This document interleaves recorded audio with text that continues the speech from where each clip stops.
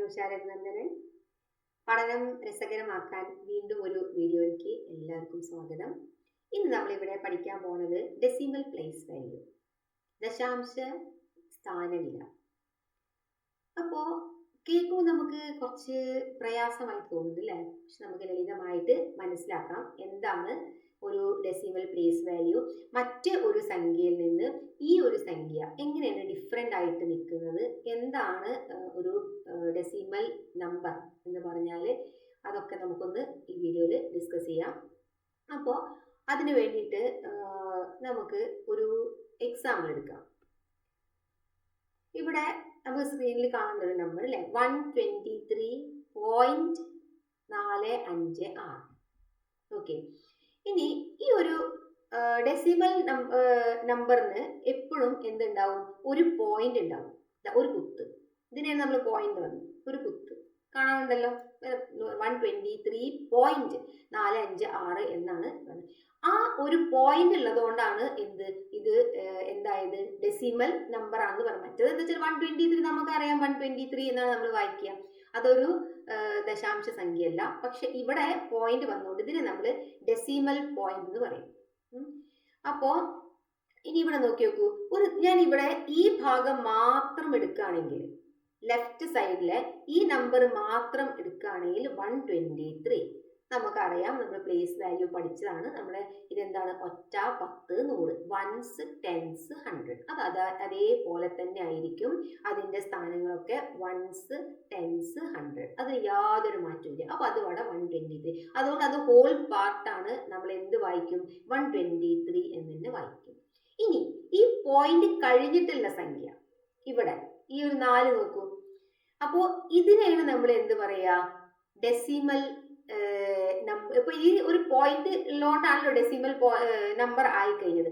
അപ്പൊ ഇവിടെ പോയിന്റ് കഴിഞ്ഞിട്ടുള്ള നമ്പർ എപ്പോഴും എന്തായിരിക്കും? ഒന്നിനെക്കാട്ടിലും ചെറുതായിരിക്കും, താഴെ ആയിരിക്കും. അപ്പൊ അത് എങ്ങനെയാന്ന് വെച്ചാല്, ഇതിന്റെ സ്ഥാനം എന്ന് പറയുന്നത് ഈ 4ന്റെ സ്ഥാനം എന്ന് പറഞ്ഞു കഴിഞ്ഞാല് അവിടെ 10ൽ 1 ഭാഗമാണ്. 4ന്റെ സ്ഥാനം എന്താണ്? 4ന്റെ സ്ഥാനം 10ൽ 1 ഭാഗമാണ്. എന്ന് വെച്ചാൽ 4 × 1 4, 4/10. ഇവിടെ 4/10 ആയിരിക്കും. അപ്പൊ ഇവിടെ 4/10 ആണെങ്കിൽ ഇതിന്റെ സ്ഥാനം എന്തായിരിക്കും? 100ൽ 1 ഭാഗമാണ്. 5ന്റെ സ്ഥാനം എന്താണ്? 100ൽ 1. അപ്പൊ ഇതെന്തായി? 5/100 ആയി. അപ്പൊ അങ്ങനെയാണെങ്കിൽ 6 1000ൽ 1 ഭാഗമാണ്. That is 6/1000. അപ്പൊ നമ്മള് ഹോൾ നമ്പേഴ്സ് എണ്ണി ചെയ്യുന്നത് എങ്ങനെയായിരുന്നു? ഒറ്റ, 10, 100 അല്ലേ? നമ്മൾ റൈറ്റ് നിന്ന് ലെഫ്റ്റിലേക്ക് എണ്ണിയിരുന്നു. ഇവിടെ നേരെ തിരിച്ചാണ്. ലെഫ്റ്റിൽ നിന്ന് നമ്മൾ റൈറ്റിലേക്ക് നോക്കുമ്പോൾ 1/10, 1/100, 1/1000 കുഞ്ഞിതായിട്ട് ചെറുതായിട്ട് വരികയാണ് അല്ലെ? 1000ൽ 1 10ൽ 1 നല്ലത്? 10ൽ 1 അല്ലേ നല്ലത്? അപ്പൊ അങ്ങനെ അത് ചെറുതായി വരികയാണ്. അപ്പോൾ അത് നമ്മൾ മനസ്സിലാക്കും. ഇതാണ് അതിന്റെ സ്ഥാനം. അപ്പൊ നമ്മളൊരു സ്ഥാനത്തിന്റെ ചാർട്ട്, പ്ലേസ് വാല്യൂവിന്റെ ചാർട്ട് നോക്കുകയാണെങ്കിൽ ഇവിടുന്ന് ഈ ചാർട്ടിൽ നിന്ന് നമുക്ക് മനസ്സിലാക്കാൻ കഴിയുന്നുണ്ട്. ഇവിടെ എന്താണ്? വൺസ്, ടെൻസ് നമ്മൾ ഓൾറെഡി പഠിച്ചു അല്ലെ? വൺസ്, ടെൻസ്, 100, 1000, 10,000 ഇതൊക്കെ നമ്മൾ പഠിച്ചു. ഇനി വരുന്നത് 10ൽ 1 ഭാഗം. ഇതിനെ നമ്മൾ എന്ത് പറയും? ടെൻസ് എന്ന് പറയും. ടെൻസ് അല്ല, ടെൻത്ത്, TENTHS, ടെൻസ്. ഇതെന്താണ്? 100ൽ 1 ഭാഗം, ഹൺഡ്രഡ്സ്. ഇത് തൗസൻഡ്സ്. ഇതെന്താണ്? 10,000s. ഓക്കെ, അപ്പൊ അങ്ങനെയാണ് നമ്മൾ ഇതിന്റെ എക്സ്പാൻഷൻ എഴുതുക. ഇപ്പോ നമുക്കൊരു അപ്പൊ ഇത്രയും പാർട്ടുണ്ടല്ലോ, ഇത് നമ്മൾ ഹോൾ പാർട്ടാണ്. ഇത് മറ്റ് എന്താണ്? ഹോൾ നമ്പർ ആയിട്ട് വരും. ഇതിനെയാണ് നമ്മൾ എന്ത് പറയാ? ഡെസിമൽസ് എന്ന് പറയാം. ഇത് നമ്മളെ ഹോൾ നമ്പറും ഇത് എന്താണ് വരുന്നത്? മുഴുവൻ ദശാംശ സംഖ്യകൾ, പോയിന്റ് കഴിഞ്ഞിട്ട് വരുന്ന സംഖ്യകളാണ് ഇത്. അതുകൊണ്ട് അത് ഡെസിമൽസ് ആയിട്ട് വരും. നമുക്ക് എക്സാമ്പിൾ നോക്കി നോക്കാം. ഇപ്പൊ ഇവിടെ നോക്കി നോക്കൂ, ഇവിടെ 0 പോയിന്റ്. അപ്പൊ അവിടെ ഒന്നുമില്ല. സോ 0 പോയിന്റ് തന്നെ. 7ന്റെ സ്ഥാനം എന്തായിരിക്കും? 10ൽ 1 ഭാഗമാണ്. അപ്പൊ നമുക്ക് എന്ത് എഴുതാം? 7/10. 8 എന്താണ്? 100ൽ 1 ഭാഗമാണ്. സോ 8/100. 9 1000ൽ 1. അപ്പോ 9/1000. ഓക്കെ, അപ്പൊ എങ്ങനെയൊക്കെയാണ് നമ്മൾ എവിടേക്കൊക്കെയാണ് ഈ ഒരു ഡെസിമൽ നമ്പേഴ്സ് യൂസ് ചെയ്യുക? പല രീതിയിൽ നമ്മൾ യൂസ് ചെയ്യുന്നുണ്ട്. എല്ലാ ദിവസവും ഡെയിലി നമ്മൾ യൂസ് ചെയ്യുന്നുണ്ട്. നമ്മൾ സമയം പറയാൻ യൂസ് ചെയ്യാറില്ലേ? അതേപോലെ തന്നെ നോക്കി നോക്കൂ, ഈ ഒരു സ്കെയില് കാണാല്ലേ, നമ്മൾ മെഷർ ചെയ്യുമ്പോൾ നമ്മൾ മെഷർ ചെയ്യാൻ യൂസ് ചെയ്യാറില്ലേ? ഇപ്പോൾ 1.5, 2.5, 4.5, 4.25, 4.25, 1.1 എന്നൊക്കെ പറയില്ലേ? ഓരോ കാര്യത്തിനും ഓരോ സാഹചര്യത്തിനും നമ്മൾ പറയാറുണ്ട്. അപ്പൊ അതൊക്കെ എന്താണ്? ഡെസിമൽ നമ്പേഴ്സ് ആണ് അല്ലേ? നമ്മൾ കറക്റ്റ് എപ്പോഴും ഹോൾ നമ്പേഴ്സ് കിട്ടിക്കൊള്ളണം എന്നില്ല. അപ്പോൾ നമ്മൾ എന്ത് യൂസ് ചെയ്യും? പോയിന്റ് യൂസ് ചെയ്യും. അതേപോലെ തന്നെ കോമ്പറ്റീഷൻ ഉണ്ടാകുമ്പോൾ, റണ്ണിങ് കോമ്പറ്റീഷൻ ആണെങ്കിലും ഏത് കോമ്പറ്റീഷനും, പല കോമ്പറ്റീഷനും നമുക്ക് നടക്കാറുണ്ട്. എല്ലാത്തിലും നമ്മൾ ടൈം നോക്കുമ്പോൾ എന്താണ്, ഫ്രാക്ഷൻസ് ഓഫ് സെക്കൻഡിന് ചിലപ്പോൾ നമ്മളെ പോയിന്റ് പോവുക അല്ലേ? ഇപ്പോൾ പോയിന്റ് 5 അങ്ങനെ നമുക്ക് പല രീതിയിലും നമ്മൾ എന്ത് ചെയ്യാറുണ്ട്.